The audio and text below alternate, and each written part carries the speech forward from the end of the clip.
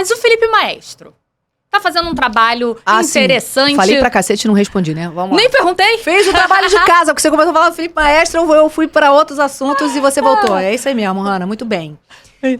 O Felipe... Calma, tem trabalho interessante, tem o DNA do Vasco, entende bem, né, vascaíno, e já declarou que um dia quer treinar o clube. Você acha que a SAF, por ele ser um treinador recente, não estamos falando, deixar claro, o torcedor protestou agora contra o Barbieri, não tem nada a ver com o atual treinador. Mas eu vou dar meu ponto de vista sobre isso. Mas é sobre a SAF, por ser uma empresa, se você enxerga que uma empresa investiria num profissional novo no mercado, ainda que tenha o DNA do clube? Eu acho que os grandes ídolos do clube, que é o caso do Felipe, é difícil eu falar isso, tá? Mas eu acho que é muito cruel quando você vira treinador ou quando você vira gestor, como foi o caso do Roberto Dinamite, como foi o caso do Zico, quando foi presidente do Flamengo. É muito cruel, porque quando você tá na prateleira do ídolo do clube, então esse cara tá na prateleira do ídolo. Juninho Pernambucano, Edmundo, Felipe Maestro. Quando você tira esse cara da prateleira do ídolo e bota ele no fogo, porque é isso, você vai ter seu trabalho julgado. Até então, você foi vitorioso no seu clube, você é ídolo no seu clube e você tá preservado na história. Quando você joga o cara pros leões, que é quando você vira treinador ou quando você vira presidente de um clube, você vai ter o seu trabalho julgado de outra forma. Consegue entender? São duas funções diferentes. Claro que ser treinador de um clube está muito mais próximo de ser jogador do que da gestão. São 3 funções diferentes. O cara é vitorioso como jogador. Aí ele vai e assume, sei lá, a gestão do clube. Olha a distância. Tem que entender de gestão. Ah, tá. Então vamos ficar aqui no meio do caminho. Ele assume para ser o treinador do clube.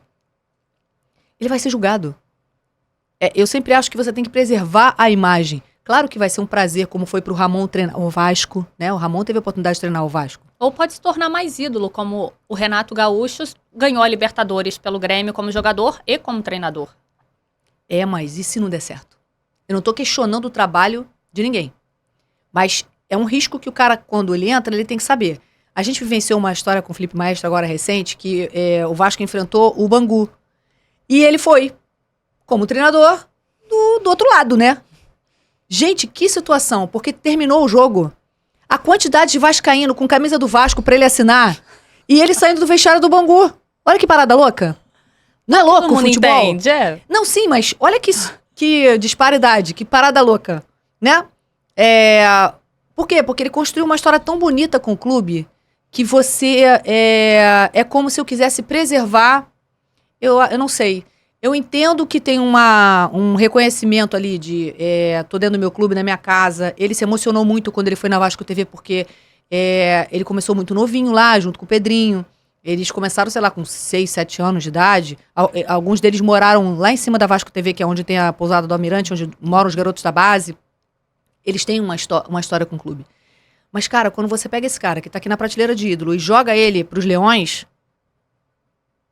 Torcedor não tem esse entendimento. Aí eu vou confessar uma coisa pra vocês. Eu vivenciei isso com o Roberto Dinamite. No final da vida dele, ele já estava bem doente. Antes da inauguração da estátua, eu falei pra ele assim, Roberto, vamos ali na torcida. Tava eu, o Bola 7, que é o filho do pai Santana, que foi massagista do Vasco. Falei, vamos ali na torcida. Aí ele, não vou não. Falei, por quê? Não sei. Ficou esse clima ruim de quando eu fui presidente... O torcedor não ficou muito feliz, o Vasco foi rebaixado, sei lá o quê. Falei, cara, alô, você é ídolo da torcida, você vai comigo sim. Daí eu dei o braço pra ele e pro pai Santana, pro Bola 7, e fomos. E, cara, no meio do negócio, a torcida, né, cercou e todo mundo gritando, né, e aí ele falou pra mim assim, agora você me tira daqui, porque eu avisei pra você que eu não queria vir. Só que ele não queria ir, porque ele achou que ele ia ser xingado, hostilizado, nananã. Só que aconteceu o contrário. Ele foi cercado pela multidão. E todo mundo, foto, não sei o quê, por favor, nananã. Daí eu olhei pro Ney, assim, meu assistente, e falei, Ney, dá teu jeito aí. Aí o Ney, galera, ele tá cansado, vambora. Depois ele tira mais fotos e tal. E o Vasco poder fazer uma homenagem tão grande como foi a estátua, eu acho que para o Roberto foi um alento pro coração dele. Porque eu acho que lá no fundo ele tinha esse momento difícil que ele guardou como presidente do clube e que, não estou dizendo que é porque mistura as histórias. Uma coisa é eu sou ídolo do clube, o maior ídolo da história do Vasco, mas ele teve uma passagem na gestão. E essa passagem deixou algumas marcas. E o torcedor não tem esse entendimento às vezes.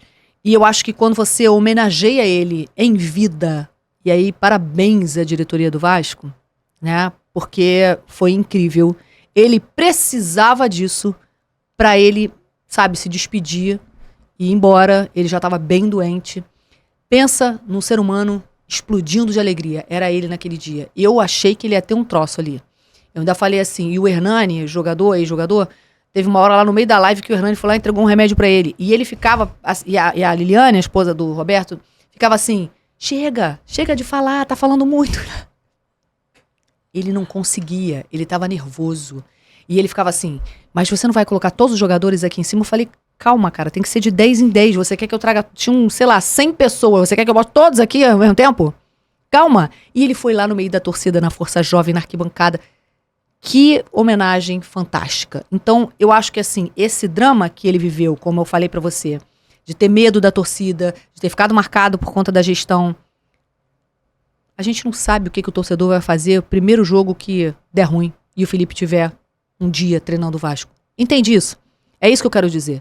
Aí não tem a ver com, você tá sugerindo que ele entre agora, não tô sugerindo nada. Respondendo a sua pergunta, eu acho que o jogador do clube, ele precisa ter essa imagem preservada. Eu, Vanessa, se eu fosse... eu sou a gestora de imagem do Felipe, eu ia falar, calma, pensa nos prós e nos contras, porque os contras são muito fortes.